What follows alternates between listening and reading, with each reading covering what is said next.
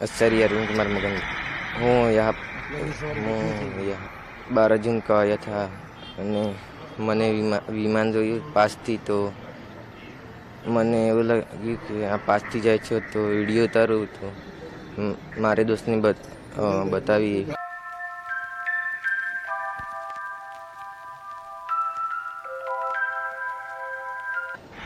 એટલા માટે મેં વિડીયો ઉતાર્યો તો વિમાન જતું હતું તો એરપોર્ટ છે તો એરપોર્ટ પર ઉતરે છે એવું લાગ્યું હતું મને.